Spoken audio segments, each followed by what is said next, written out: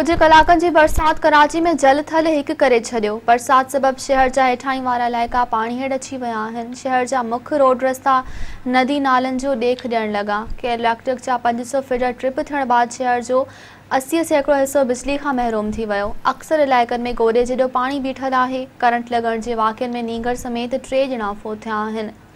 औरंगी में मोटरसाइकिल सवार नौजवान नाली में किरी ॿुॾी फोत थी वियो।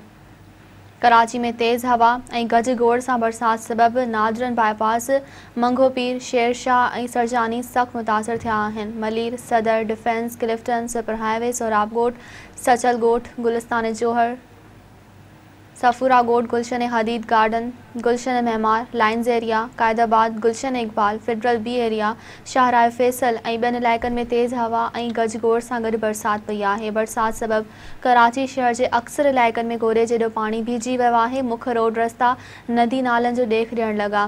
केतिरनि इलाइक़नि में घरनि अंदरि बि पाणी दाख़िल थी वियो। बरसात सबब रोड रस्ता पाणी हेठि अचण वञण करे ट्रैफ़िक जी रवानगी सख़्त मुतासिर थी वई आहे, जंहिं करे शहरी ॿिटे अज़ाब खे मुंहुं ॾियण लॻा। बरसात दौरान गुलशन हदीद ऐं लांडी में करंट लॻण जे वाक़िअनि में नींगरी समेत 2 ॼणा फोत थी विया, जॾहिं त औरंगी में मोटरसाइकिल सवार नौजवान नाली में किरी ॿुॾी फोत थी वियो।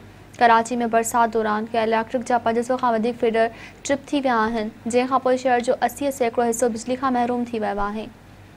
कराची में बरसात सबब फ्लाइट ऑपरेशन बि सख़्त मुतासिर थियो आहे। पेशावर, लाहौर ऐं इस्लामाबाद खां ईंदड़ उॾामनि खे कराची में लैंडिंग खां रोकींदे वापसि रवानो कयो वियो। होॾां सूबाई वज़ीर नासिर हुसैन शाह ऐं सईद गनी शहर जे बरसात मुतासिर इलाइक़नि जो दौरो कयो आहे।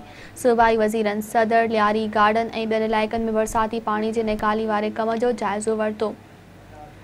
सूबाई वज़ीर सईद गनी अवाम खे अपील करे चयो त शहरी पाणी निकाल करण बदिरां घरनि में ई रहनि, जीअं हादसनि खां बची सघनि।